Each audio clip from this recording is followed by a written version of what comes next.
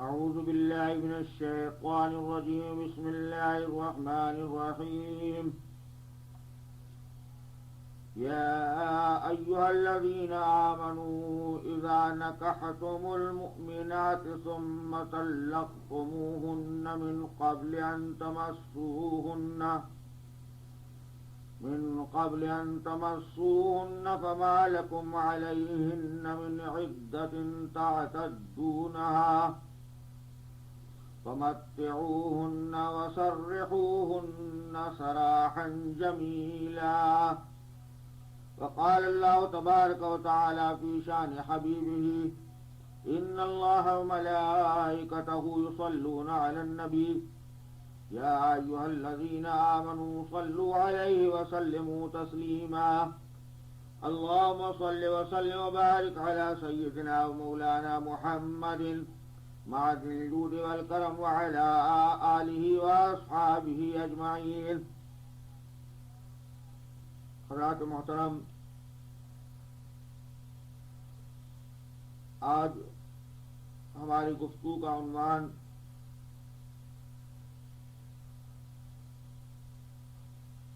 ایک ایسا عنوان ہے جو حالات اور وقت کی اہم ضرورت ہے، اس کو جاننا اور اس کو سمجھنا ہر مسلمان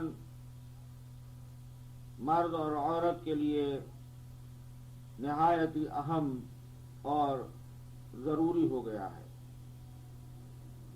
یعنی ہم آج کی گفتگو میں بتانا چاہتے ہیں کہ طلاق شرعی اعتبار سے کیا ہے اور اس کے شرعی احکام، اصول اور ضابطے کیا ہیں. قرآن کریم کی جو آیہ مبارکہ سورہ احزاب سے تلاوت کی گئی، اس میں اللہ رب العزت جل مجدہ اہل ایمان کو، ہمیں اور آپ کو خصوصی طور پر خطاب کرتے ہوئے ارشاد فرماتا ہے کہ اے ایمان والو، جب تم نکاح کرو مومن عورتوں سے، ثم طلقتموہن من قبل ان تمسوہن، پھر تم انہیں طلاق دے دو اس سے پہلے کہ تم انہیں ہاتھ لگاؤ، یعنی ان سے فائدہ حاصل کرو. فما لکم علیہن من عدۃ تعتدونہا، تو تمہارے لیے ان عورتوں پر عدت گزارنا ضروری نہیں جسے تم شمار کرو. فمتعوہن وسرحوہن سراحا جمیلا، لہذا انہیں کچھ مال دے دو اور انہیں رخصت کر دو خوبصورتی سے، بھلائی. اس آیہ مبارکہ میں خلوت صحیحہ سے قبل طلاق دینے سے متعلق شرعی حکم دیا جا رہا ہے.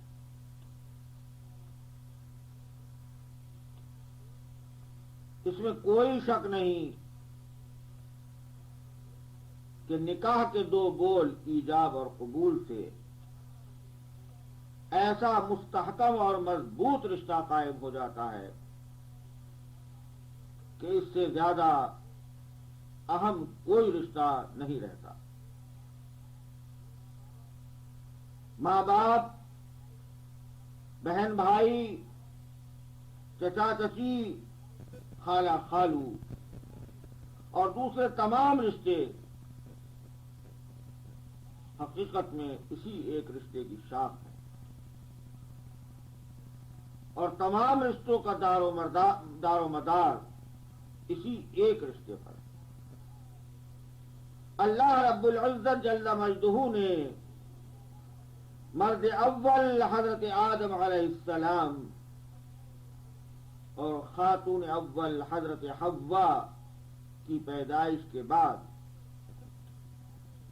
سب سے پہلے ان کے قیام جنت ہی کے دوران ان دونوں کو اسی رشتے نکاح میں منسلک کیا تاکہ دوسرے رشتے قائم ہو سکیں اور نسل انسانی جاری ہو سکے، نظام دنیا چل سکے۔ قرآن کریم نے اس رشتہ نکاح کو لباس سے تعبیر فرمایا، ہن لباس لکم وانتم لباس لہن، عورتیں تمہارا لباس ہیں اور تم ان کا لباس۔ کہ جس طرح لباس و جسم سے زیادہ قرب کسی اور چیز کا نہیں ہوتا، اسی طرح شوہر و بیوی سے زیادہ قرب کسی اور رشتے کے درمیان نہیں ہو سکتا۔ میرے آقا صلی اللہ علیہ وسلم نے ارشاد فرمایا، راوی ہیں حضرت ابن عباس رضی اللہ تعالی عنہما، لم تر للمتحابین مثل النکاح، دو محبت کرنے والوں کے درمیان نکاح سے زیادہ محبت کا ذریعہ کوئی اور نہیں۔ کہ نکاح ہوتے ہی غیر مرد غیر عورت دونوں ایسے جڑ جاتے ہیں کہ اب ان کے لیے اس سے زیادہ اہم کوئی دوسرا رشتہ نہیں رہتا۔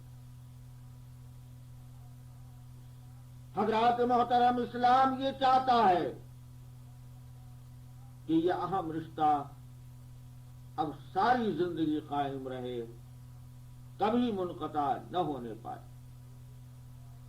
اسی لیے فرمایا گیا،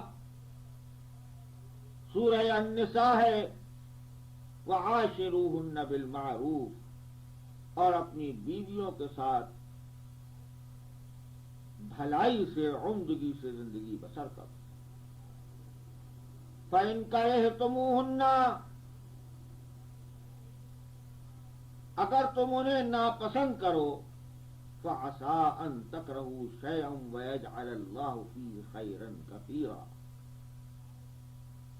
تو شاید تم ناپسند کرو کسی چیز کو اور اللہ نے اسی میں تمہارے لیے بھلائی مقدر کر دی۔ اللہ اکبر! کیسے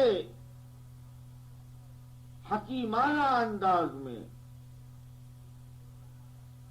رشتہ ازدواج کو قائم و باقی رکھنے کا حکم دیا گیا۔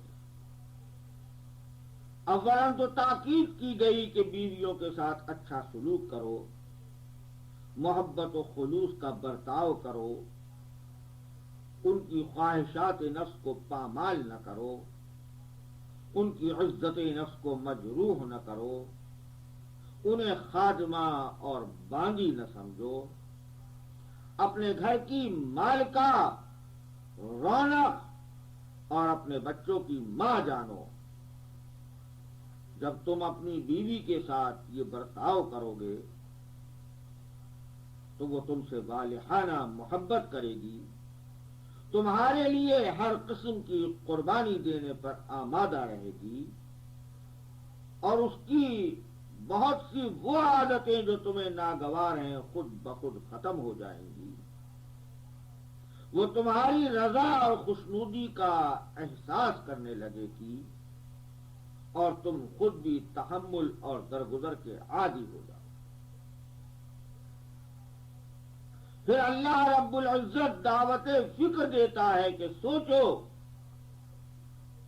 اگر تم اس رشتے کو صرف اس بنا پر ختم کر دینا چاہتے ہو کہ تمہیں بیوی کی شکل و صورت پسند نہیں یا اس کی عادات پسند نہیں، تو کیا تم اس حقیقت پر یقین نہیں رکھتے کہ اللہ اپنے کاموں اور فیصلوں کی حکمت کو خوب جانتا ہے؟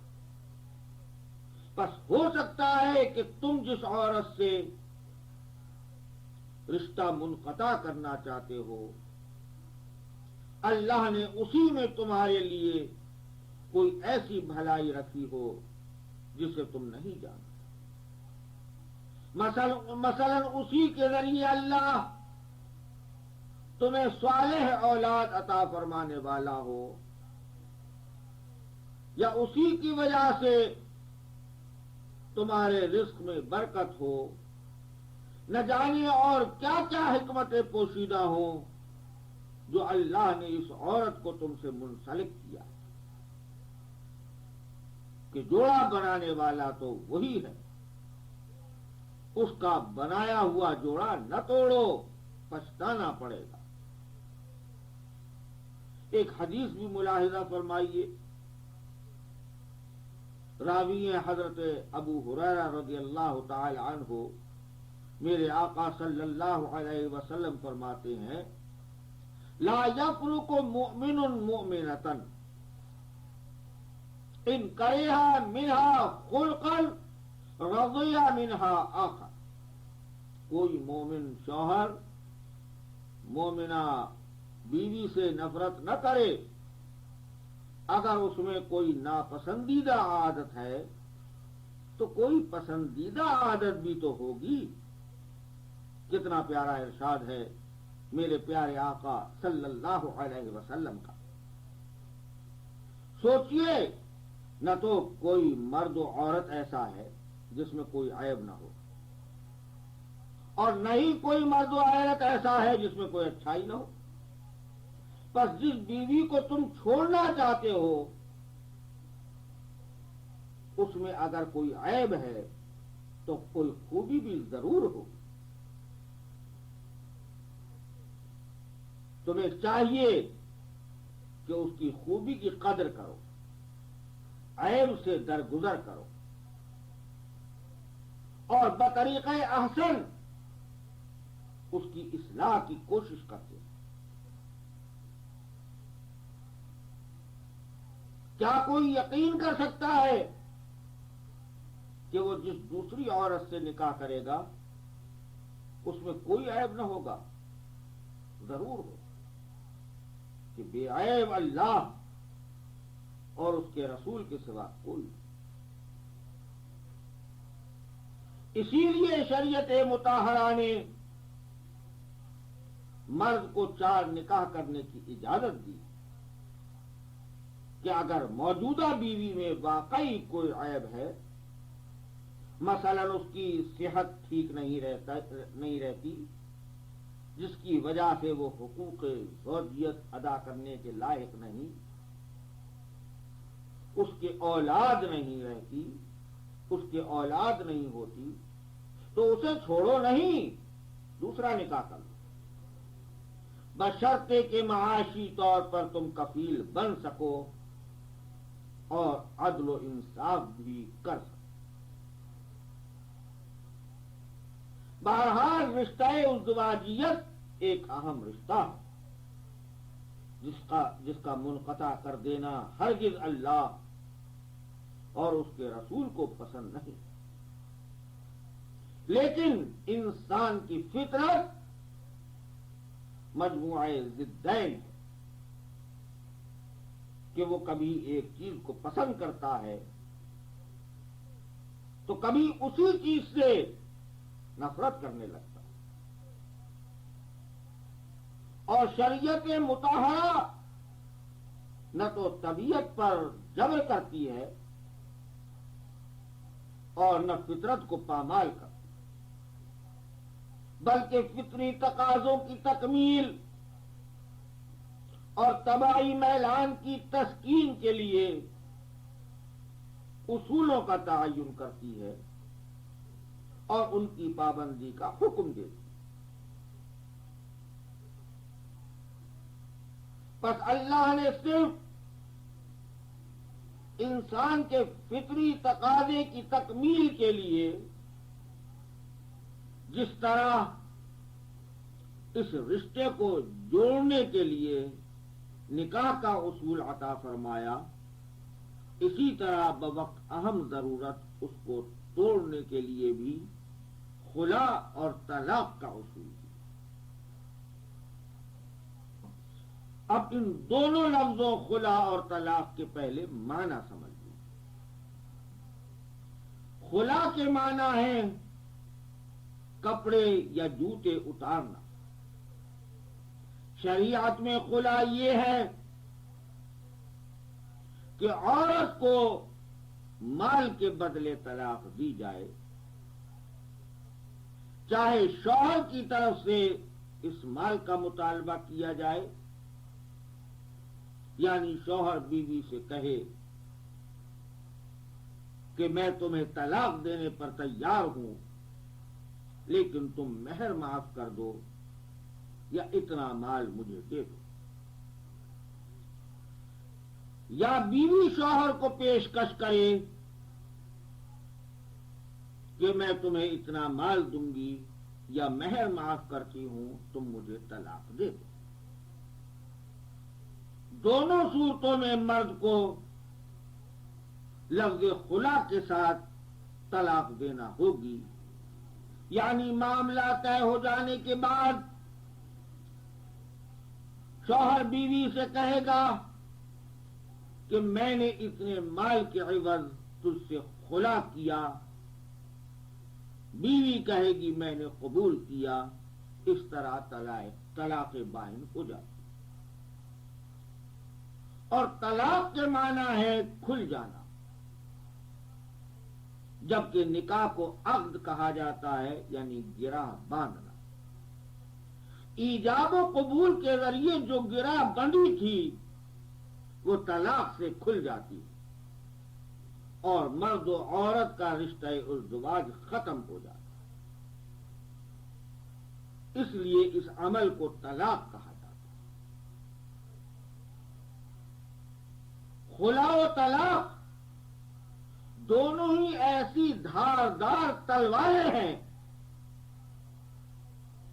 جس سے وہ رشتہ جسے قرآن کریم نے لباس قرار دیا آنن فآنن منقطع ہو جاتا ہے، کٹ جاتا ہے۔ اور وہ لباس جس کے ذریعے مرد و عورت دونوں ہی کو سکون حاصل تھا،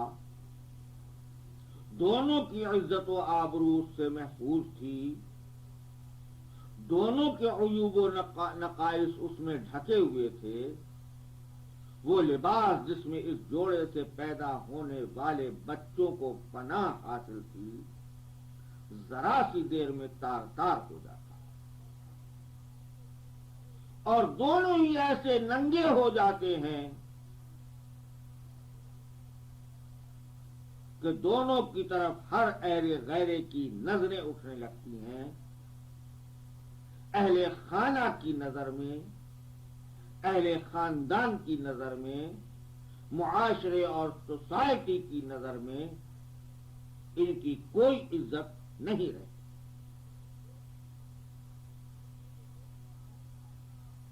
یہ دونوں اپنا اپنا دوسرا گھر بسا بھی لیں تب بھی وہ سکون میسر نہیں آتا اور وہ عزت نصیب نہیں ہو پاتی جو پہلے گھر میں تھی۔ اسی لیے میرے آقا صلی اللہ علیہ وسلم کا ارشاد ہے، راوی ہے حضرت ثوبان رضی اللہ تعالی عنہ، حضور علیہ السلام فرماتے ہیں، ایما امرأۃ سألت زوجها طلاقا، جو عورت بھی ایما امرأۃ سألت زوجها طلاقا فی غیر ما باس، جو عورت بھی شدید ضرورت کے بغیر عورت سے طلاق مانگے، فحرام علیہا رائحۃ الجنہ، اس پر جنت کی خوشبو بھی حرام۔ اور حضرت ابن عمر رضی اللہ تعالی عنہما نے بتایا کہ حضور علیہ السلام نے ارشاد فرمایا، ابغض الحلال الی اللہ الطلاق، ناپسندیدہ ترین حلال اللہ کے نزدیک طلاق ہے۔ اور حضرت ابو ہریرہ رضی اللہ تعالی عنہ روایت کرتے ہیں کہ حضور علیہ السلام نے فرمایا المنتزعات والمختلعات ہن المنافقات، نکاح سے آزاد ہونے والیاں اور خلا کرنے والیاں منافقہ، یعنی جو عورت اپنے شوہروں کو صرف اس لیے پریشان کرتی ہیں کہ وہ مجبور ہو کر انہیں آزاد کر دیں، یا جو عورتیں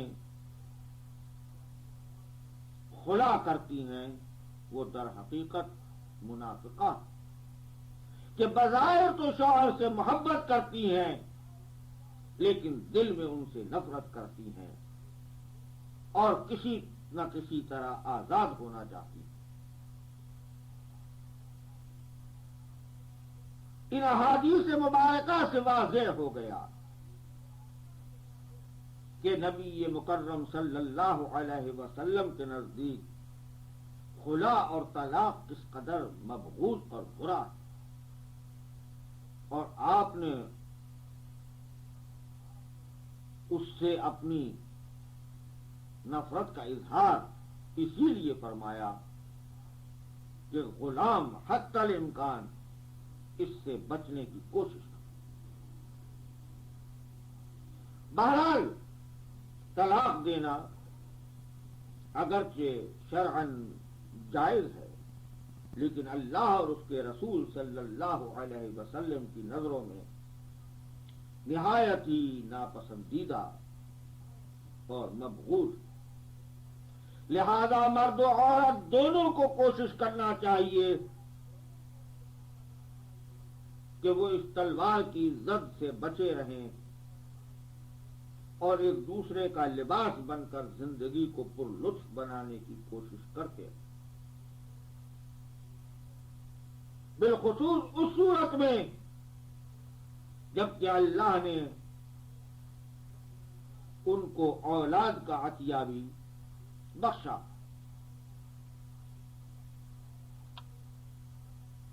کہ اولاد ہو جانے کے بعد والدین کی زندگی اپنے لیے نہیں بلکہ اولاد کے مستقبل کو سدھارنے اور سنوارنے کے لیے رہ جاتی۔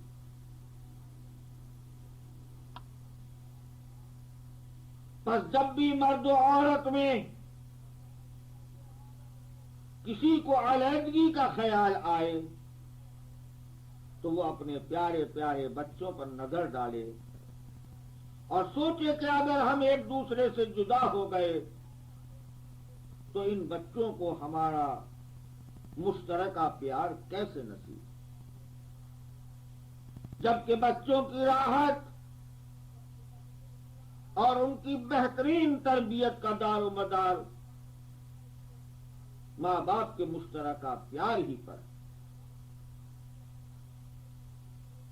اگر بچے اس سے محروم ہو گئے تو اس کمی کو کثیر وسائل کے باوجود نہ تو تنہا باپ پورا کر سکتا ہے اور نہ ہی تنہا ماں پورا کر سکتی۔ اگر اسی طرح سوچا جائے تو دوستو طلاق کا تصور خود بخود ختم ہو سکتا ہے، گھر بگڑنے اور بچے تباہ ہونے سے بچ سکتے۔ ذرا سنیے میرے آقا مخبر صادق صلی اللہ علیہ وسلم ہمیں کیا بتا رہے ہیں۔ یہ حضرت جابر رضی اللہ تعالی عنہ کی روایت ہے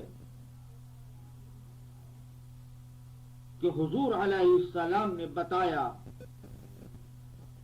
کہ شیطان پانی پر اپنا تخت بچھاتا ہے، یعنی روزانہ صبح پانی پر تخت بچھا کر اپنا دفتر کھولتا ہے اور سارے دن کے لیے فتنہ و فساد کے کام اپنے چیلوں کے سپرد کرتا ہے۔ سرکار فرماتے ہیں پھر شیطان اپنی ٹولیوں کو لوگوں میں فتنے ڈالنے کے لیے بھیجتا ہے۔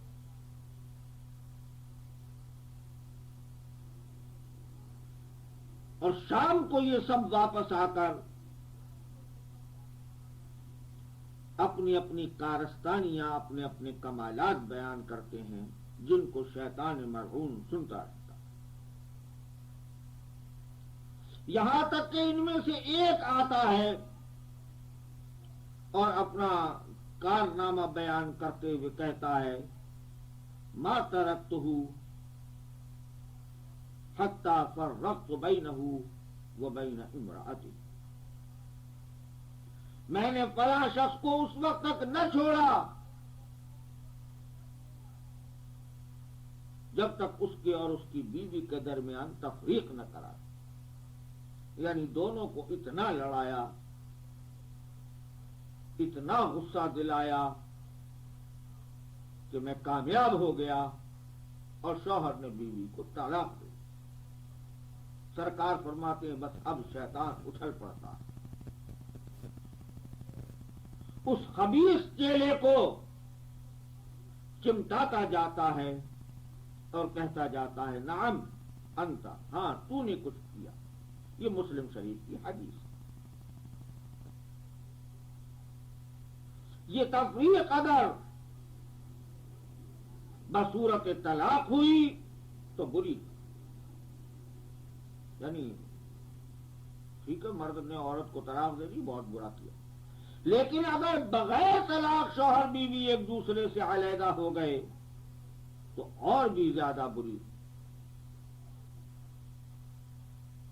جس کو سیپریشن کہا جاتا ہے۔ صرف علیحدگی ہے، ڈیورس نہیں۔ سیپریشن کی صورت میں فتنہ و فساد اور گناہ میں مبتلا ہونے کا زیادہ امکان۔ بہرحال شیطان اپنے اس چیلے سے خوش ہوتا ہے جو شوہر اور بیوی کے درمیان تفریق کرا دیتا۔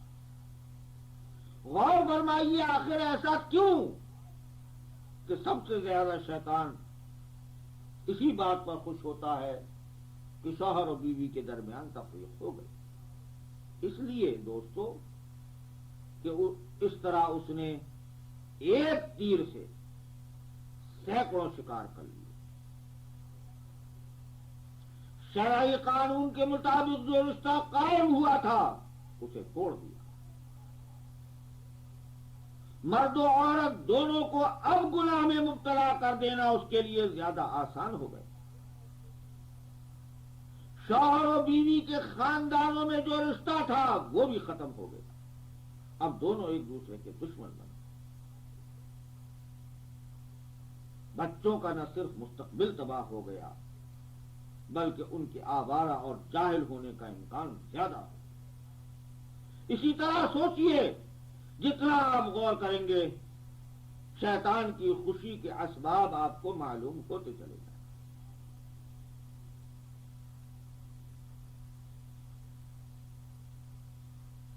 دوستو شوہر و بیوی کے درمیان اگر کسی وقت جھگڑا ہو چاہے روزانہ ہو تو کوئی خاص بات نہیں، یہ ایک فطری عمل ہے، ایسا ہوتا ہی۔ لیکن جو ہی اس جھگڑے کے دوران طلاق کا خیال آئے تو بس فوراً سمجھ لیجئے کہ اب شیطان کی مداخلت ہو رہی ہے۔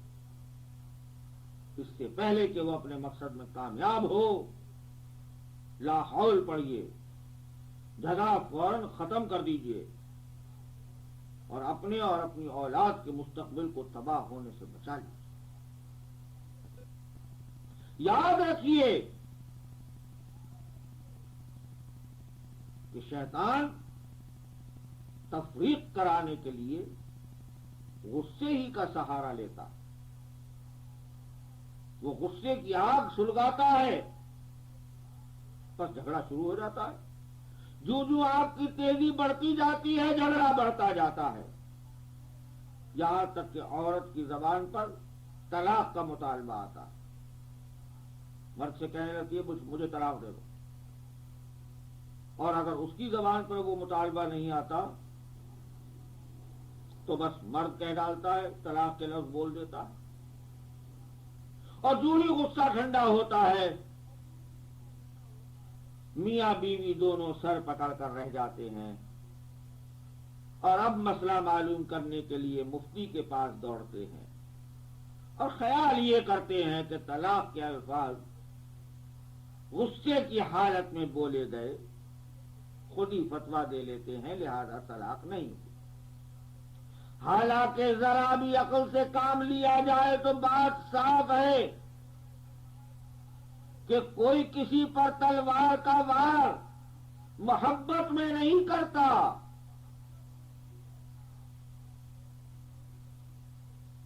یا کوئی کسی کے گولی محبت میں نہیں مارتا۔ جب غصہ آتا ہے اور نفرت اپنی انتہا پر پہنچتی ہے تبھی گولی چلتی ہے، اور گولی محبت میں چلے، مذاق میں چلے یا غصے میں چلے، کام ایک ہی کرتی ہے دوستو۔ طلاق رشتہ ازدواج کے لیے گولی ہے، جو محبت میں چلے یا مذاق میں یا بحالت غصہ، بہرحال اس رشتے کی جان لے لیتی، لہذا غصہ آیا، گولی چلی، طلاق ہو گئی۔ اور کاش ایک یا دو گولیاں چلتی تو کچھ گنجائش باقی رہتی، مرہم پٹی ہوتی، میاں بیوی صحت مند ہو جاتے، لیکن یہ شیطان تو بڑا ہی ظالم دشمن ہے، ایسی حالت میں ہمیشہ 3 گولیاں ایک ساتھ چلوا دیتا اور میاں بیوی دونوں کی جان لے لیتا۔ اب مفتی صاحب کے پاس کوئی دوا نہیں ہوتی جو جان ڈال سکیں، اور اگر دوا ہے بھی تو وہ اتنی کڑوی کہ اس کا استعمال کرنا کسی باغیرت کے لیے ممکن ہی نہیں۔ اسی لیے شریعت مطہرہ نے غصے کو حرام قرار دیا، اور میرے آقا صلی اللہ علیہ وسلم نے ہمیں اس کی مضرتوں سے، تکلیفوں سے بچانے کے لیے اس کی ممانعت اور مذمت فرمائی۔ حضرت ابو ہریرہ رضی اللہ تعالی عنہ نے بتایا کہ ایک موقع پر حضور علیہ السلام نے فرمایا، لا تغضب لا تغضب، غصہ مت کرو، غصہ مت کرو۔ اور آپ نے فرمایا پہلوان وہ نہیں جو کسی کو پچھاڑ دے، پہلوان تو وہ ہے جو یملک نفسہ عند الغضب، جو غصے کے وقت اپنے آپ کو قابو میں رکھے۔ وہ شخص کتنا کمزور ہے جس کے غصے کی آگ نے اس کے گھر ہی کو بھسم کر ڈالا اور وہ اسے بجھا نہ سکا۔ بہرحال دوستو، غصے کی حالت میں بھی طلاق ہو جاتی ہے۔ نکاح نے مرد کو بے شمار تحفوں کے ساتھ ایک مہلک ہتھیار بھی دیا، یعنی طلاق۔ عقل مند وہ ہے جو ان تحفوں کی لذت سے اپنی زندگی کو پر لطف، پر بہار اور پرسکون بنائے، اور اس ہتھیار کو کسی کونے میں ڈال کر ہمیشہ کے لیے بھول۔ ہاں، کبھی ایسا بھی ہوتا ہے کہ جب اس ہتھیار کا استعمال یعنی طلاق دینا واجب و لازم ہو جاتا. مثلا شوہر پیدائشی نامرد ہے یا جادو یا کسی اور بیماری کی وجہ سے وہ حقوق زوجیت ادا کرنے کے لائق نہیں اور اس کے صحت مند ہونے کا بظاہر کوئی امکان بھی نہیں. تو ایسی صورت میں مرد کو چاہیے کہ وہ از خود اپنی بیوی کو طلاق دے کر آزاد کر، کیونکہ اس صورت میں عورت سے گناہ سرزد ہونے کا قوی امکان موجود. اور اگر کوئی بہت ہی متقیہ عورت ہے تب بھی اس کی زندگی پرسکون نہیں رہ سکتی اور ایک گھر کا ماحول جیسا ہونا چاہیے وہ ہرگز نہیں ہو سکتا. اگر اس صورت کے باوجود شوہر بیوی کو آزاد نہیں کرتا تو وہ مجرم ہے. ایک عورت کی زندگی اجیرن کر دینے کا یا وہ مجرم ہے یا اسے گناہ میں دھکیل دینے کا جو نہایت ہی بڑا گناہ.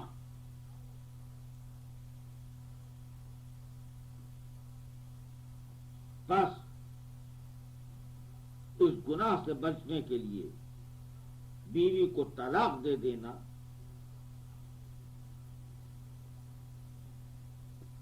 واجب اور ضروری. اور بعض صورتیں ایسی بھی ہیں جن میں طلاق دینا افضل و بہتر اور مستحب قرار دیا. مثلا یہ کہ عورت بے نمازی ہے،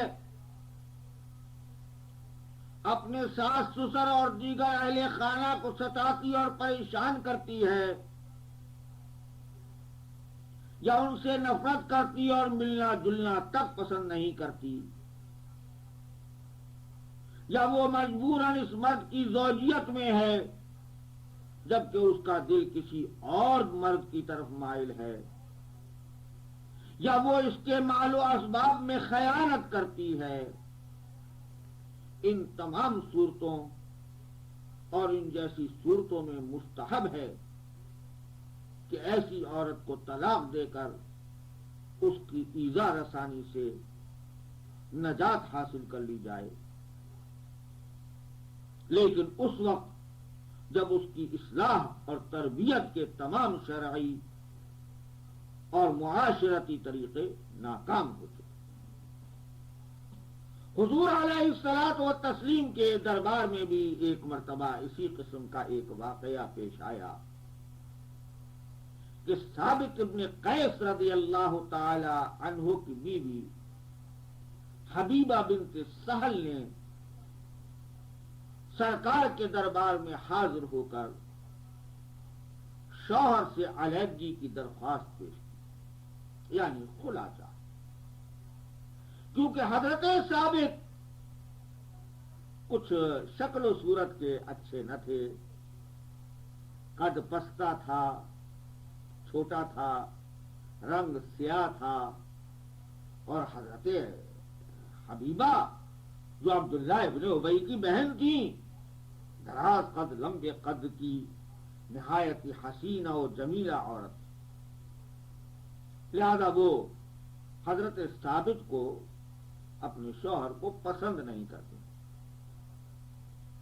حضور علیہ السلام کے دربار میں حاضر ہو کر عرض کرنے لگی کہ یا رسول اللہ ما اعتب علیہ فی خلق ولا دین، کہ ثابت کے حسن خلق اور دیندار ہونے پر مجھے کوئی اعتراض نہیں، وہ بڑے اچھے اخلاق کے ہیں اور بہت ہی دیندار ہے. وَلَكِنِّي أُكْرِهُ الْكُفْرَ فِي الْإِسْلَامِ، لیکن میں اسلام میں کفر کو پسند نہیں کرتا. کیا مطلب؟ یعنی میں ہرگز یہ برداشت نہیں کر سکتی کہ میں زبان سے انہیں اچھا کہوں اور دل سے پسند نہ کروں. یہ تو تقیہ ہوگا جو شرعاً ممنوع ہے. لہذا اے اللہ کے رسول صلی اللہ علیہ وسلم آپ مجھے ان سے طلاق دیں. حضور علیہ السلام نے ان کی درخواست پر برافروختگی، ناراضگی یا غصے کا اظہار نہ فرمایا، بلکہ پوچھا کیا تم ثابت کو وہ باغ واپس کر دو گی جو انہوں نے تمہیں بطور مہر دیا تھا؟ وہ راضی ہو گئی. عرض کیا جی یا رسول اللہ. آپ نے حضرت ثابت کو بلایا اور فرمایا اقبل الحدیقہ، ثابت یہ اپنا باغ قبول کر لو، وطلقها تطلیقا، اور انہیں ایک طلاق دے دو. حضرت ثابت نے حکم کی تعمیل کی اور طلاق دے. اس واقعے سے واضح ہو گیا کہ اگر شوہر و بیوی کے درمیان کسی بھی وجہ سے محبت و الفت پیدا نہ ہو سکے اور وہ ایک دوسرے کو دل سے نہ چاہتے ہوں تو جبر و اقرار کی زندگی بسر کرنے سے بہتر علیحدگی ہے. اور اس صورت میں مستحب یہی ہے کہ طلاق کا عمل اختیار کیا جائے اور مرد کو چاہیے کہ وہ خود ہی عورت کو طلاق دے. کوئی مرد عورت کو اپنے قابو میں جبرن نہیں رکھ سکتا، اور اگر وہ رکھتا ہے اور رکھنا چاہتا ہے تو اپنے اوپر بھی ظلم کرتا ہے، عورت پر بھی ظلم کرتا ہے. جیسا کہ میں ابھی عرض کر چکا کہ اس صورت میں عورت کے بھی گناہ گار ہونے کا امکان ہے اور خود مرد بھی گناہ کر سکتا ہے. لہذا بہتر یہ ہے، نکاح کا معاملہ محبت و الفت کا ہے. جب محبت و الفت ہو تبھی زندگی پر لطف اور پر بہار ہوتی ہے. جب یہی موجود نہیں تو نکاح کو باقی رکھنے کی کیا ضرورت ہے؟ مرد کو چاہیے کہ وہ طلاق دے دے، یا اگر خلا کرنا چاہتا ہے تو خلا کر. طلاق کا حق بلا شبہ مرد ہی کو حاصل ہے، چاہے وہ بیوی کی مرضی کے بغیر از خود طلاق دے یا بیوی کی مرضی اور طلب پر بصورت خلا طلاق دے. باہر صورت جب تک مرد لفظ طلاق نہیں بولے گا عورت کو اس سے چھٹکارا نہیں ہو سکتا. مرد کے اس حق کو عورتیں جو دین کو نہیں جانتی، جو مذہب کو نہیں سمجھتی، وہ عورتیں اپنی حق تلفی، مجبوری اور بے بسی کا نام دیتی ہیں اور الیاذ باللہ خیال کرتی ہیں کہ شریعت مطہرہ نے یہ ان کے ساتھ بڑی زیادتی کی.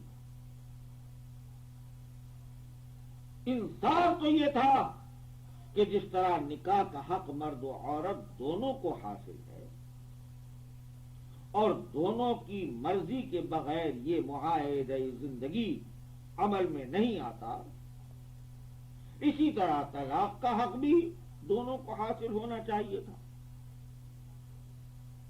اور دونوں کی مرضی کے بغیر یہ معاہدہ زندگی منقطع نہیں ہونا چاہیے. میں اپنی بہنوں سے عرض کروں گا کہ یہ تصور نہایت لاؤ اور خلاف شرع ہے. کسی مومنہ کو تو یہ خیال تک نہ آنے دینا چاہیے کہ اللہ و رسول کی طرف سے اس پر کوئی ظلم ہو سکتا یا اس کی حق تلفی کی جا سکتی. اعوذ باللہ، ایسا ہرگز نہیں. اسلام مرد و عورت دونوں کے لیے یکساں دین رحمت ہے. دونوں ہی کو وہ اپنے سائے رحمت میں پناہ دیتا ہے. اور اگر بغیر دعایت سے دیکھا جائے تو حق یہ ہے کہ مرد و عورت کے حقوق کے باب میں شریعت مطہرہ نے عورتوں کو خصوصی مراعات اور نرمی سے نوازا. ذرا غور تو کیجئے، جو دین مردوں کو عورتوں کی ناز برداری کا حکم دیتا ہے، وعاشروہن بالمعروف، وہ کس طرح اپنے کسی حکم سے ان پر سختی یا ان کی حق تلفی کر سکتا ہے. بہرحال عورتوں کی اس غلط فہمی کے دو حصے ہیں. ایک یہ کہ انہیں مردوں کی طرح طلاق کا حق کیوں نہیں دیا گیا. دوسرے یہ کہ طلاق کے لیے عورت کا راضی ہو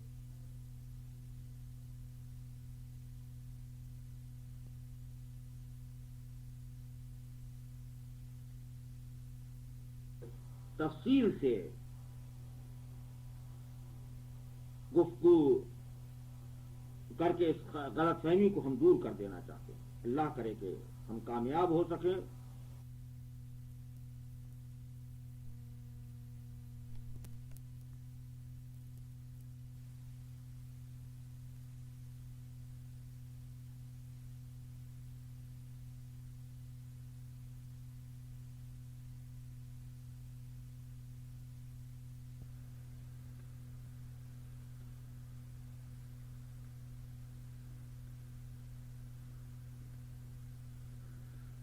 بہرحال بلا شبہ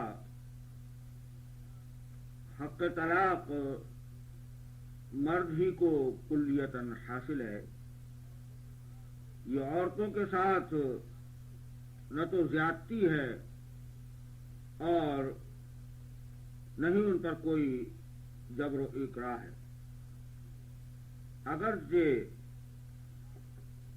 اللہ و رسول کے اس حکم کو دوسرے شرعی احکام کی طرح تسلیم کر لینا اور حق جاننا ہی ایمان کا تقاضا ہے. اور اگر عقل میں نہ آئے تو عقل کو شریعت کا پابند کر دینا مومن و مومنات کی ذمہ داری ہے. جبکہ یہ مسئلہ نہ تو پیچیدہ ہے اور نہ ہی بعید از عقل. اولاً تو اس لیے کہ عورتوں کو آزادی، مساوات اور حقوق بخشنے والے آقا صلی اللہ علیہ وسلم کا ارشاد ہے،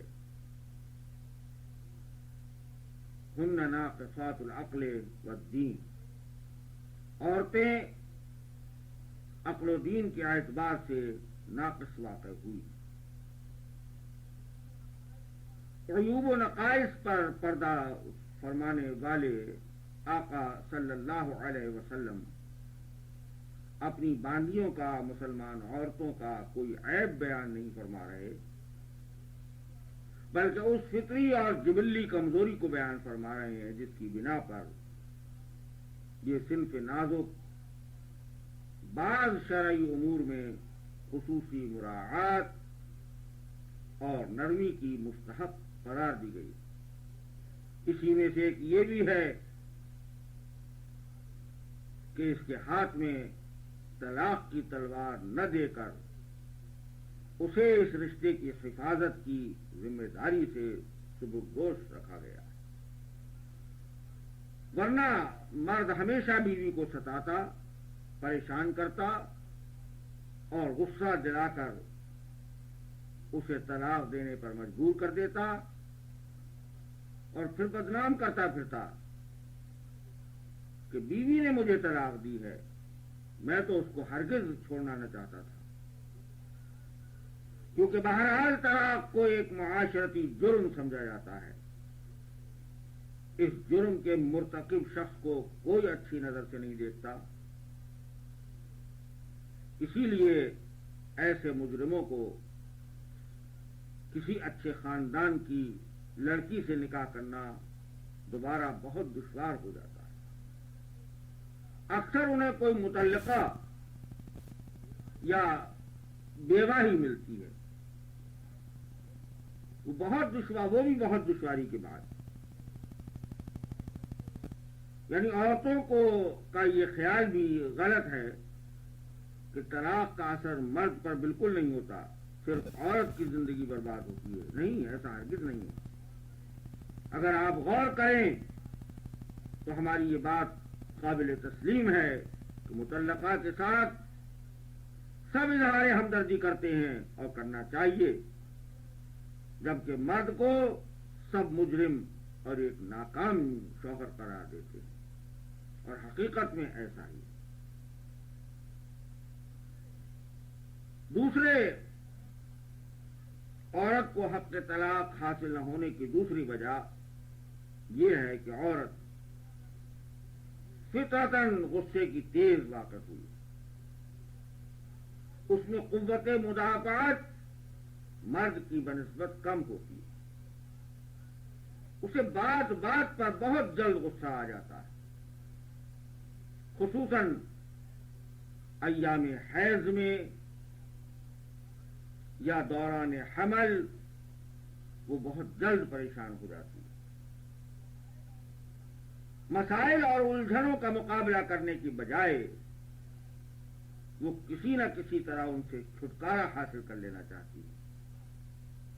یہ فطرت ہے جس سے شاید 1000 میں کوئی ایک عورت مستثنا ہو. غور فرمائیے، اگر اس صورت میں طلاق کی تلوار اس کی ہاتھ میں دے دی جاتی تو وہ کس بے دردی سے اسے چلاتی، اور پھر ہمارے گھروں کا کیا حال ہوتا. کہ کوئی گھر ایسا نہیں جس میں شوہر و بیوی کے درمیان اختلاف، لڑائی جھگڑا نہ ہوتا. پھر تو یہ مضبوط رشتہ مکڑی کے جالے سے بھی زیادہ کمزور اور ناپائیدار ہو کر رہ جاتا، اور بمشکل ہی کوئی گھر بربادی سے محفوظ رہ پاتا. اور مرد جو آج مجرم ہونے کے خوف سے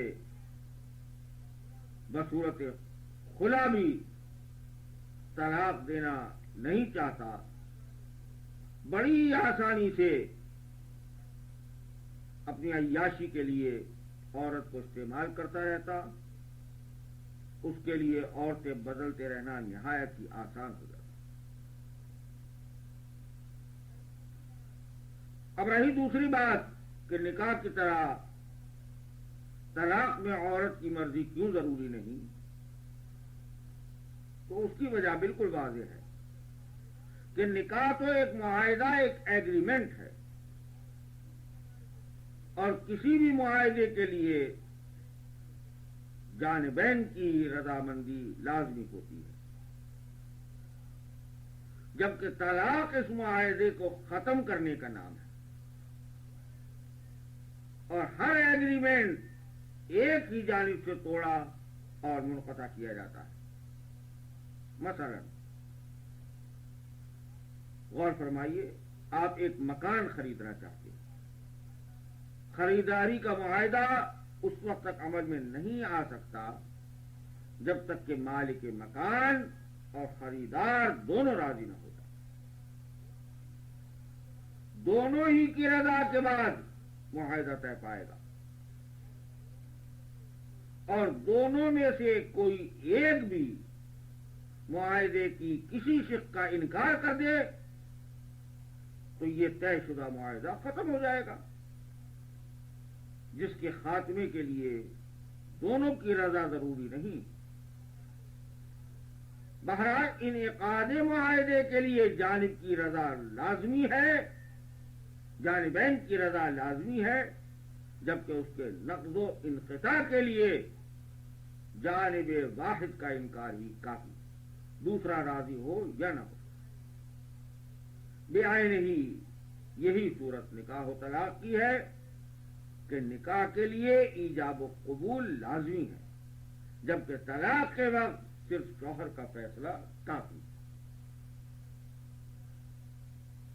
اس کے علاوہ اگرچہ عورت کو اختیار طلاق تو حاصل نہیں، لیکن وہ اپنی مرضی کے برعکس کسی ایسے مرد کے ساتھ رہنے پر مجبور بھی نہیں جسے وہ پسند نہ کرتی، کیونکہ شریعت مطہرہ مرد کو یہ تلقین کرتی ہے کہ اگر بیوی اس کے ساتھ کسی وجہ سے بھی رہنا نہیں چاہتی تو مرد کو اخلاقاً ایسی عورت کو آزاد کر دینا چاہیے۔ جیسا کہ آپ سن چکے ہیں کہ حضرت ثابت رضی اللہ تعالی عنہ کی اہلیہ نے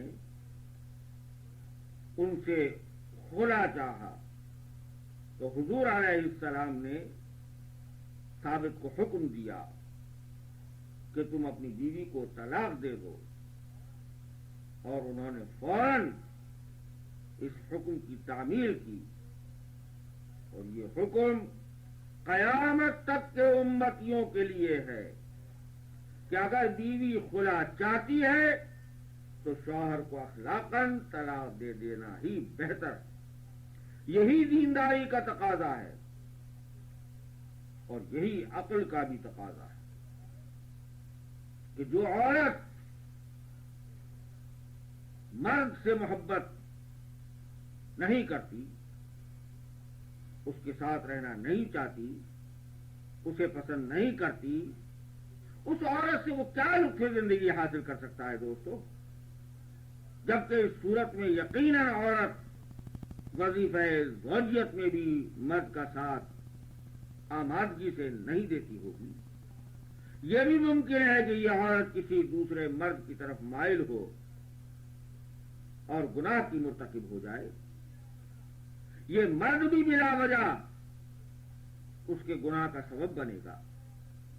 لہذا تقاضا عقل یہی ہے کہ ایسی عورت کو فوراً اس کی مرضی کے مطابق آزاد کر دینا چاہیے، اور اگر کوئی مرد اس قدر ضدی ہے کہ نہ تو وہ دینداری کا تقاضا پورا کرتا ہے اور نہ ہی عقل کا، تو عورت کے لیے دار القضاء عدالت عالیہ کا دروازہ کھلا ہے، وہ قاضی کے سامنے پیش ہو کر مقدمہ دائر کر سکتی ہے، اور قاضی اس کے خلا کے مطابق مرد کو مجبور کر کے شرعاً طلاق دلانے کا پابند ہے۔ وہ عورت سے مطالبہ خلا کی وجہ بھی معلوم نہیں کرے گا، صرف مرد سے پوچھے گا کہ یہ تمہارے ساتھ رہنا چاہتی ہے یا نہیں چاہتی، اور جب مرد اس بات کو تسلیم کرے گا کہ یہ نہیں رہنا چاہتی تو پھر اسے خلا کرنا پڑے گا۔ ہم یہ بتا چکے ہیں کہ اگر بیوی شوہر کے ساتھ رہنا پسند نہ کرتی ہو تو دینداری کا تقاضا یہی ہے کہ اسے آزاد کر دیا جائے، جیسا کہ نبی مکرم صلی اللہ علیہ وسلم کے ایک واقعے سے واضح ہوتا ہے۔ میرے آقا صلی اللہ علیہ وسلم کی حیات مبارکہ بلا شبہ اہل ایمان کے لیے اسوہ حسنہ ہے۔ اگر آپ کی زندگی میں یہ واقعہ نہ پایا جاتا تو یہ اسوہ حسنہ کامل نہ ہوتا۔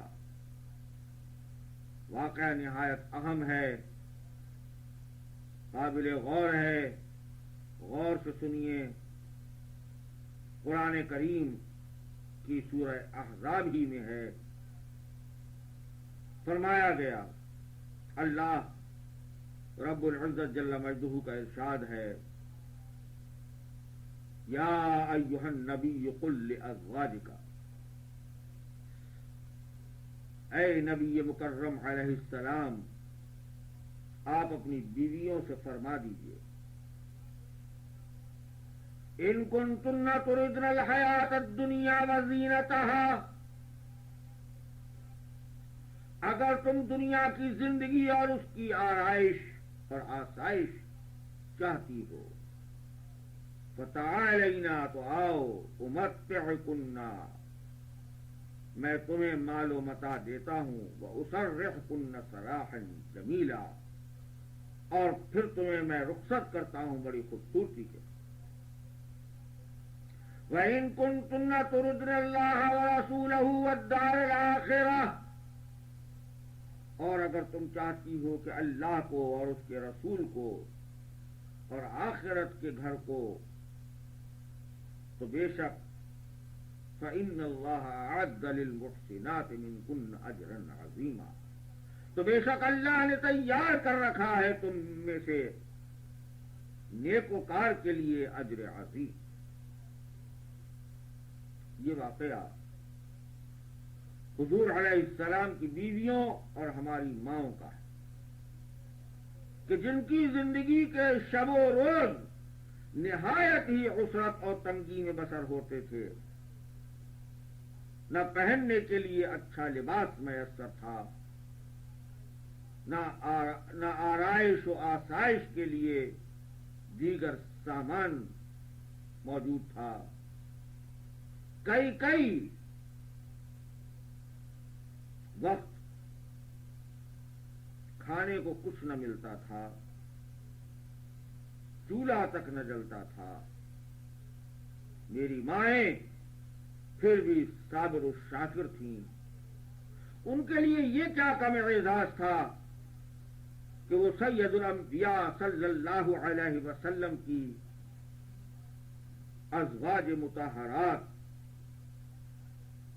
اور امت کی مائیں کہلاتی۔ لیکن کبھی کبھی انسان کی فطرت اسے نہ چاہتے ہوئے بھی مادی و ظاہری ساز و سامان کی طرف مائل کر ہی دیتی۔ لہذا ایک مرتبہ یہ ہوا کہ مسلمانوں کی مسلسل فتوحات کے نتیجے میں مال و زر، زمین و زن، سب کچھ ہی ظافر مقدار میں مسلمانوں کو بصورت غنیمت میسر آیا، اور ان کے گھروں کی حالت بدل گئی، لوازمات زندگی میں بھی ان کو آسانیاں ہونے لگیں، کھانے پینے کی بھی ارزانی ہو گئی، خوش لباس بھی ہو گئے۔ لیکن غور کیجئے دوستو، اللہ کے خزانے تقسیم کرنے والے آقا صلی اللہ علیہ وسلم کے گھروں میں کوئی تبدیلی نہیں آئی، وہی کھجوروں یا جو کی روٹی پر گزارا ہوتا رہا، وہی پھٹا پرانا لباس زیب تن رہا، وہی ٹاٹ اور چٹائی کا بستر آرامگاہ رہا۔ امہات المومنین اپنی اس حالت پر آپس میں بات چیت کرنے لگیں، اور ایک دن آقا نعمت صلی اللہ علیہ وسلم کے دربار میں حاضر ہو کر عرض گزار ہوئی، یا رسول اللہ صلی اللہ علیہ وسلم، دیکھیے اب تو ہمارے غلام بھی خوشحالی کی زندگی بسر کر رہے ہیں، اور ہم ہیں کہ حسب سابق طاقہ مست ہی ہیں، نہ اچھا کھانا میسر ہے، نہ اچھا لباس تن پر ہے۔ کیا ہی اچھا ہو کہ ہم پر بھی آپ اپنے خزانہ رحمت کا دروازہ وا فرما دیں کہ ہمیں بھی کچھ آسائش میسر آ جائے۔ ہم تو اس شہنشاہ کی حرم ہیں جو اللہ کے خزانوں کا مالک ہے۔ ہاں، یہ بھی سنتے چلیے کہ ہماری اکثر ماؤں کا تعلق دولت مند گھرانوں سے تھا، جہاں انہوں نے نہایت ناز و نعم سے پرورش پائی. مثلا حضرت ام حبیبہ رضی اللہ تعالی عنہا رئیس مکہ حضرت ابو سفیان کی صاحبزادی تھی. حضرت جبیریہ رضی اللہ تعالی عنہا قبیلہ بن المصطلق کے سردار اعظم حارث بن ضرار کی بیٹی تھی. حضرت صفیہ رضی اللہ تعالی عنہا بنو نذیر اور خیبر کے رئیس اعظم حی بن اخطب کی نور نظر تھی. حضرت ام المومنین عائشہ صدیقہ رضی اللہ تعالی عنہا حضرت ابو بکر صدیق رضی اللہ تعالی عنہ کی بیٹی تھی، جن کا شمار مکے کے بڑے تاجروں میں ہوتا تھا. حضرت حفصہ رضی اللہ تعالی عنہا حضرت عمر فاروق رضی اللہ تعالی عنہ کی صاحبزادی تھی، جو مکے کے رئیسوں میں سے ایک تھے. حضرت زینب بنت جہش اور حضرت ام سلمہ رضی اللہ تعالی عنہما بھی خاندان قریش کے متمول گھرانوں سے تعلق رکھتی تھی. لیکن کاشانہ نبوت میں آ کر ان سب نے نہایت سادگی اور صبر و قناعت کی زندگی بسر کی. اب جب انہوں نے دیکھا کہ ہر طرف دولت کی فراوانی ہے، خوشحالی ہے، تو انہیں بھی اچھے دن گزارنے کی خواہش ہوئی. انہوں نے بھی چاہا کہ ان کے جسموں پر اچھا لباس ہو، ان کے گھروں میں پابندی سے 2 وقت کھانا پکے. لہذا وہ آقا رحمت صلی اللہ علیہ وسلم کے دربار میں قدرے تھوڑی سی وسعت و فراخی کا مطالبہ کر گئے. غور کیا جائے، اگر غور کیا جائے تو یہ مطالبہ بھیجا نہ تھا، لیکن حضور علیہ السلام کے زہد و تقویٰ سے اور قناعت پسندانہ مزاج کے خلاف. کہ آپ تو قیامت تک آنے والے قائدین اور حکام کے لیے زہد و قناعت کا نمونہ پیش کرنا چاہتے تھے، اور اپنی عملی زندگی سے انہیں یہ پیغام دینا چاہتے تھے کہ امت مسلمہ کے حاکموں اور قائدین کی گھریلو زندگی نہایت سادہ اور پرقناعت ہونا چاہیے، کہ ان کے گھروں میں کھانا ہو یا نہ ہو، لیکن امت کا کوئی فرد بھوکا نہ رہے. وہ خود عسرت و تنگی کی زندگی بسر کریں، لیکن امت خوشحال نظر آنا چاہیے. بہرحال حضور علیہ السلام کے قلب مبارک پر اپنی چہیتی ازواج کا مطالبہ بار گزرا، کچھ آپ کو پسند نہ آیا، اور آپ نے اس پر اظہار ناراضگی کے طور پر 1 مہینے کا ایلا فرمایا، یعنی یہ قسم کھا لی کہ میں 1 مہینے تک اپنی ازواج میں سے کسی کے قریب نہیں آؤں گا. 1 ماہ تک آپ گوشہ نشی رہے، اور آپ کا حال یہ تھا کہ نماز کے لیے تشریف لاتے اور کسی سے بات کیے بغیر واپس حجرہ مبارک میں تشریف لے جاتے. اس کیفیت نے صحابہ کرام میں ایک اضطراب اور بے چینی پیدا کر کہ جن غلاموں کی زندگی کا سہارا ہی آقا کی مسکراہٹ ہو، ان کا بےتاب ہونا ایک فطری امر. پھر صحابہ کو خیال ہوا کہ شاید حضور علیہ السلام نے اپنی تمام ازواج کو طلاق دے دی، لہذا ماؤں کے دروازوں پر پروانوں کا ہجوم ہونے لگا، یہ جاننے کے لیے کہ اصل ماجرا کیا ہے۔ اور ماؤں کی طرف سے بھی کوئی تسلی بخش جواب نہ ملنے پر مزید بے چینی پیدا ہوئی۔ صحابہ میں سے کسی کی، حتیٰ کہ حضرت ابو بکر صدیق رضی اللہ تعالی عنہ کی بھی یہ ہمت نہ تھی کہ وہ حضور علیہ السلام کے دربار میں حاضر ہو کر حقیقت حال معلوم کرے۔ حسن و ملال کی اس کیفیت میں جو کئی دن سے برابر جاری تھی، صحابہ کرام کے چہروں کو غم سے زرد کر دیا تھا۔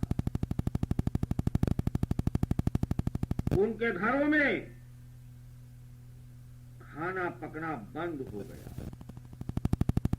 بازاروں کی چہل پہل ختم ہو گئی، مرد عورت بچے سب آپ دیدہ نظر آتے تھے۔ پورے مدینے پر رنج و غم کے بادل چھائے ہوئے تھے۔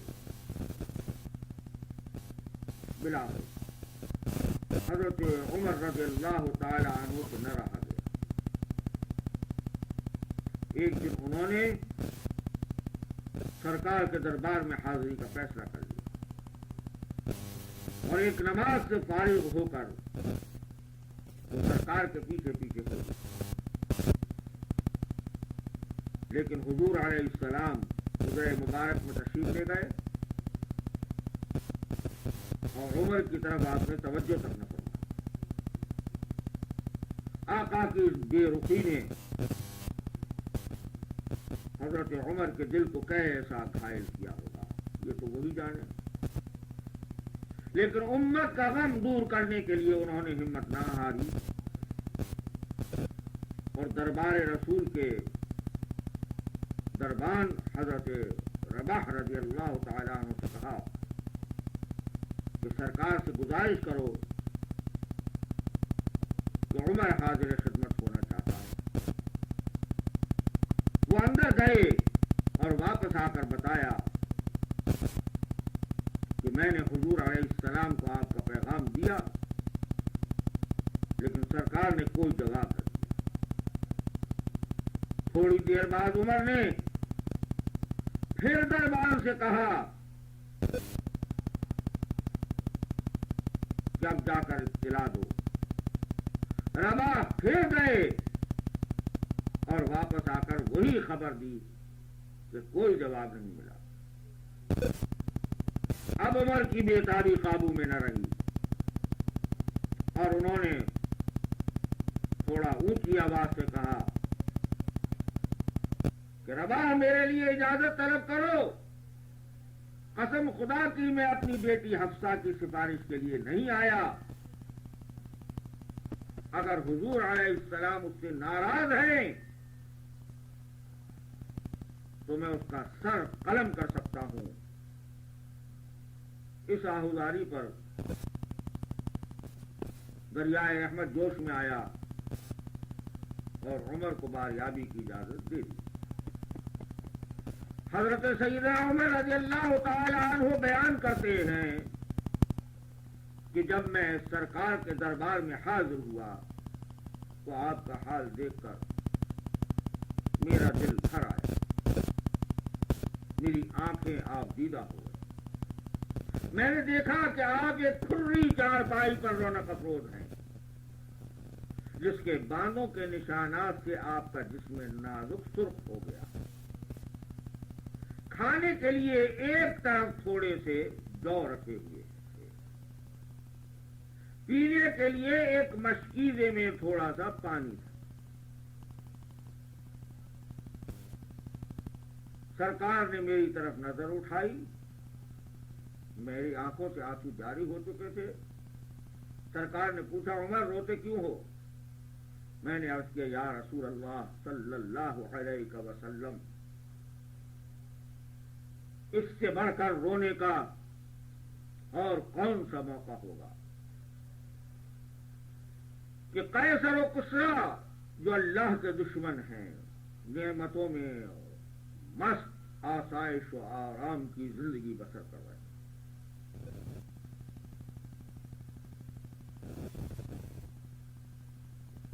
اور آپ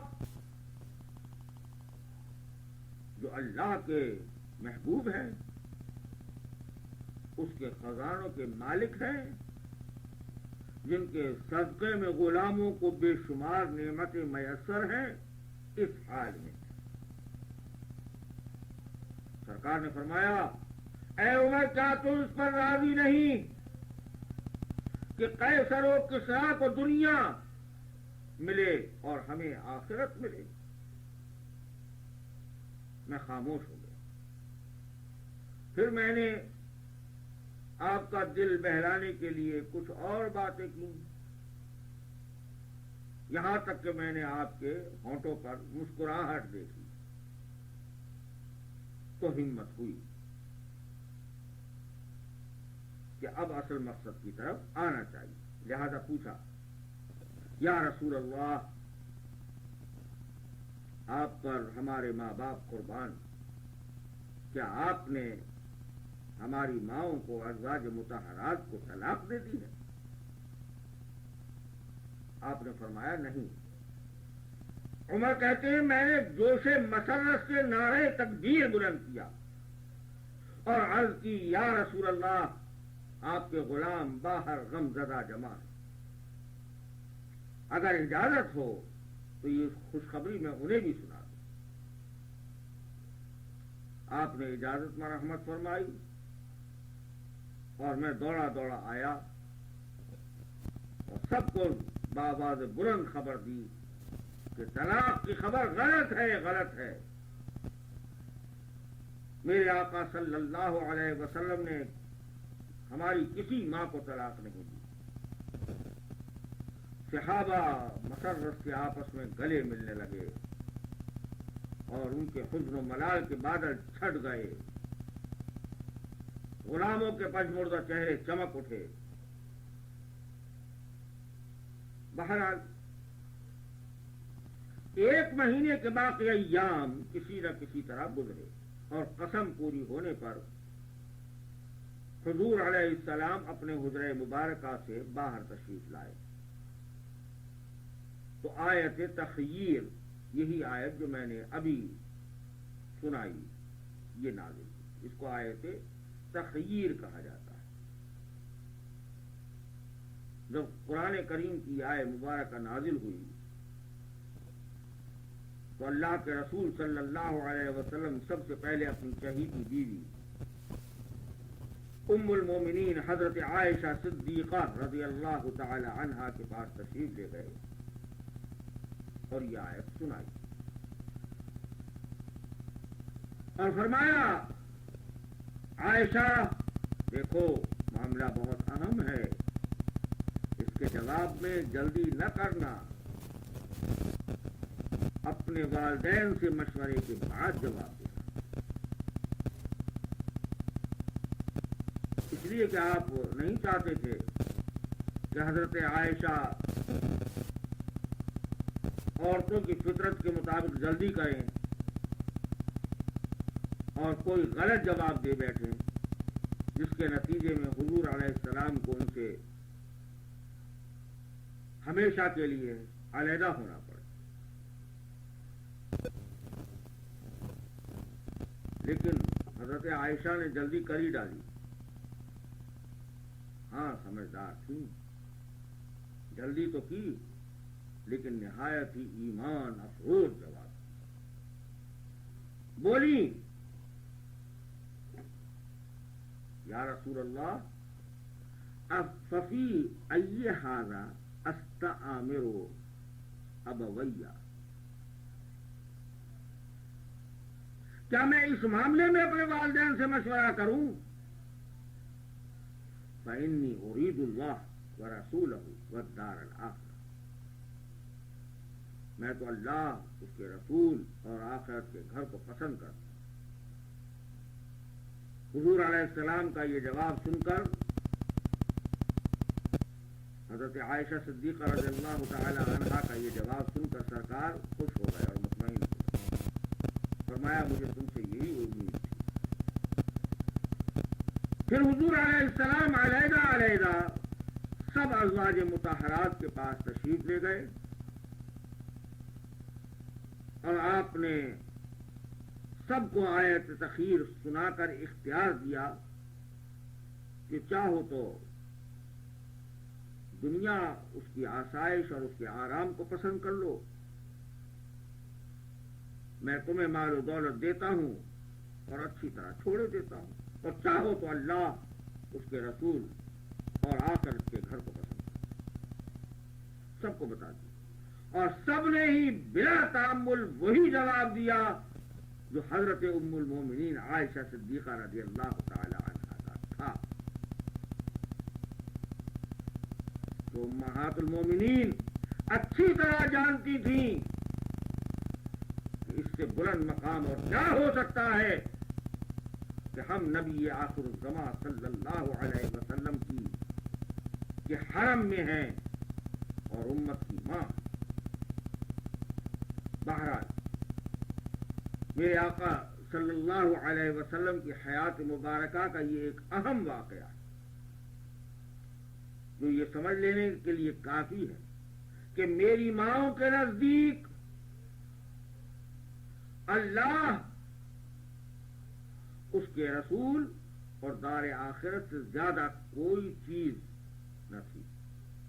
ان کے مقابلے پر دنیا کے عیش و آرام کی کوئی حیثیت نہ تھی.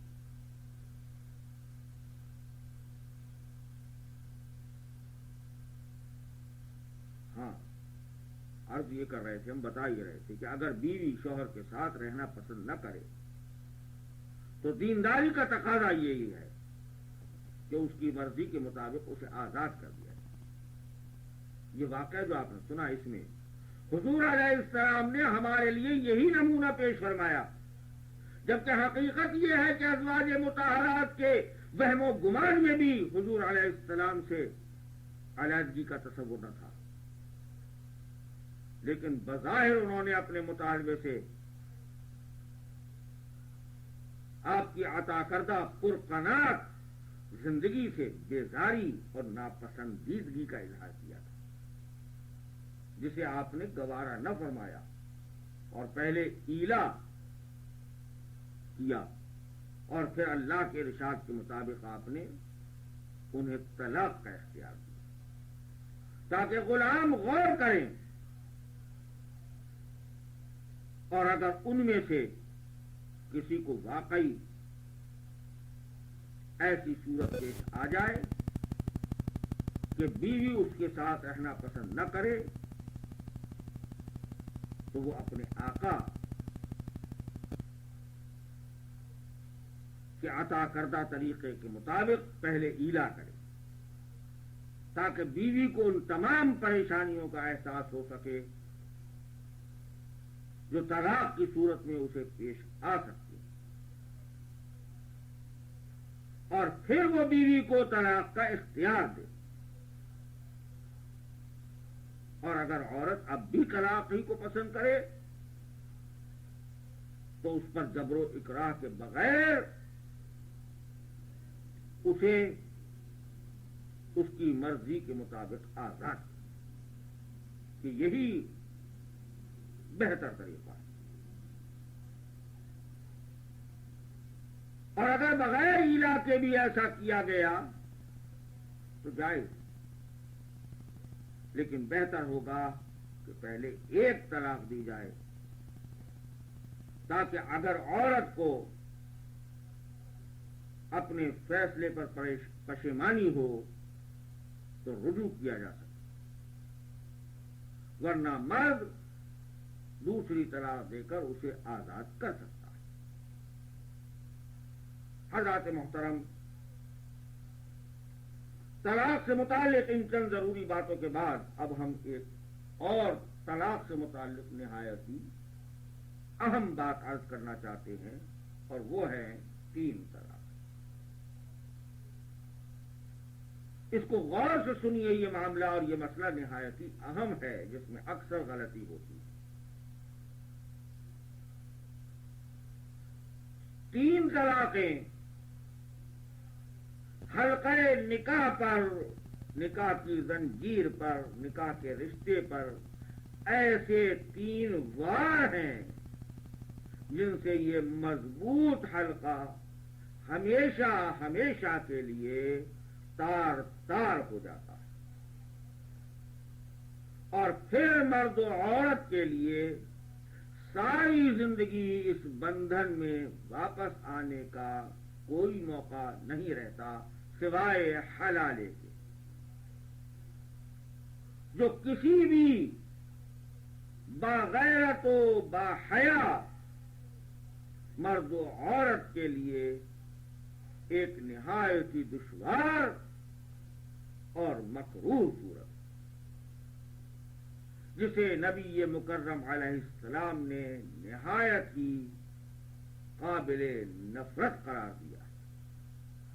حضرت عبداللہ ابن مسعود رضی اللہ تعالی عنہما کی روایت ہے کہ لعن رسول اللہ صلی اللہ علیہ وسلم المحلل والمحلل لہ، کہ حضور علیہ السلام نے حلالہ کرنے والے پر اور اس پر لعنت فرمائی جس کے لیے، یعنی پہلا شوہر جو ہے جس کے لیے حلالہ کیا۔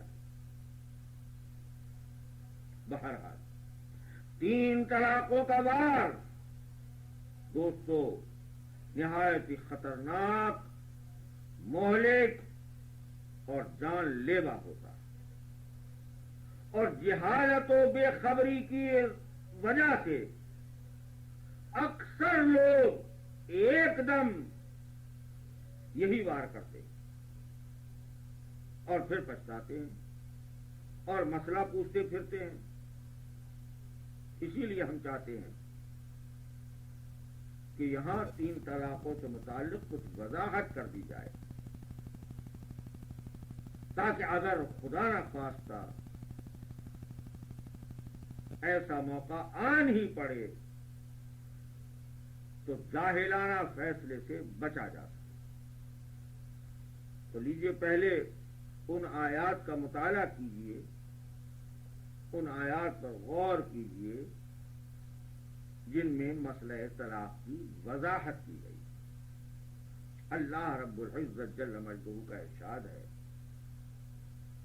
الطلاق مرتان، سنتے چلیے، الطلاق مرتان، طلاق 2 بار ہے، 2 دفعہ۔ فإمساكٌ بمعروف أو تسريح بإحسان، پھر یا تو بھلائی کے ساتھ روک لینا ہے یا چھوڑ دینا ہے احسان کے ساتھ۔ وَلَا يَحِلُّ لَكُمْ أَن تَأْخُذُوا مِمَّا آتَيْتُمُوهُنَّ شَيْئًا إِلَّا أَن يَخَافَا أَلَّا يُقِيمَ حُدُودَ اللَّهِ، اور جائز نہیں تمہارے لیے کہ لو تم اس سے جو تم نے ان عورتوں کو دیا، مگر یہ کہ دونوں کو اندیشہ ہو کہ وہ اللہ کے حقوق کو قائم نہ رکھ سکے۔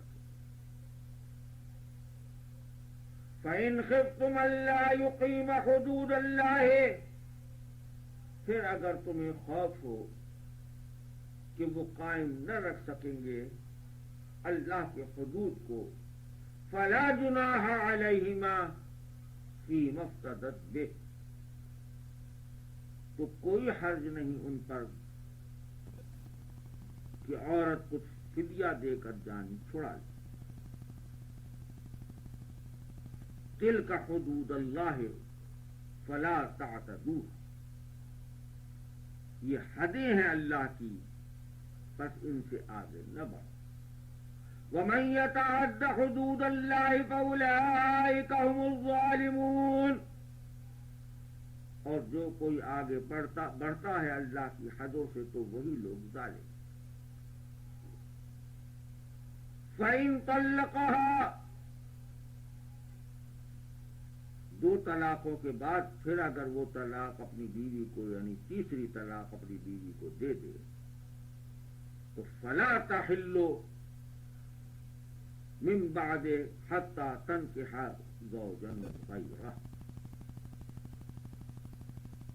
تو وہ حلال نہ ہوگی اس پر اس کے بعد یہاں تک کہ وہ نکاح کرے کسی اور خاوند کے ساتھ، یعنی حلال۔ فَإِن طَلَّقَهَا فَلَا جُنَاحَ عَلَيْهِمَا،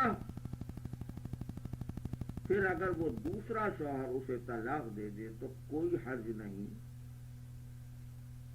ان یتراجعا ان ظنا ان یقیما حدود اللہ، جب دوسرا شوہر اسے طلاق دے دے تو کوئی حرج نہیں ان دونوں پر کہ رجوع کر لیں، یعنی اپنا پہلا رشتہ قائم کر لیں، بشرطے کہ انہیں خیال ہو کہ وہ اللہ کی حدوں کو قائم رکھ سکے۔ وَتِلْكَ حُدُودُ اللَّهِ يُبَيِّنُهَا لِقَوْمٍ يَعْلَمُونَ، اور یہ حدیں ہیں اللہ کی، وہ بیان فرماتا ہے انہیں ان لوگوں کے لیے جو علم رکھتے ہیں۔ یہ سورہ بقرہ کی آیات ہیں، اب غور کیجیے اور ان کو سمجھیں۔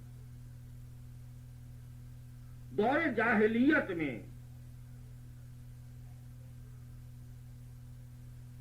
عورتوں پر جو ظلم و ستم ہوتے تھے وہ داستانیں پڑھ کر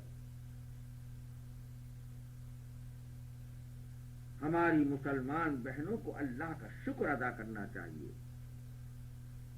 کہ اس نے اپنے محبوب علیہ السلام کے طفیل اس صنف نازک کو ضیق و تنگی اور مظلومیت کی زندگی سے ہمیشہ ہمیشہ کے لیے نجات عطا فرما، اور حق یہ ہے کہ اسلام نے عورت کو جو کچھ دیا ہے وہ نہ تو اس سے پہلے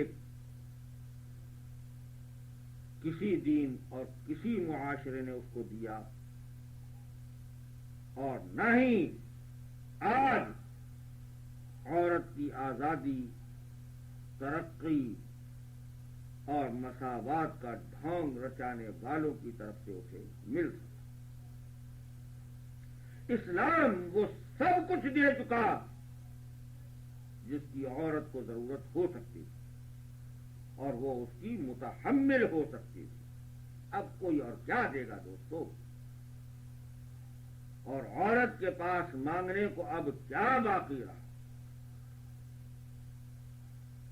لہذا ہماری بہنوں کو اسلام پر ناز کرنا چاہیے اور شکر ادا کرنا چاہیے کہ وہ نبی آخر الزمان صلی اللہ علیہ وسلم کی امت میں ہونے کا شرف اور اعزاز رکھتے۔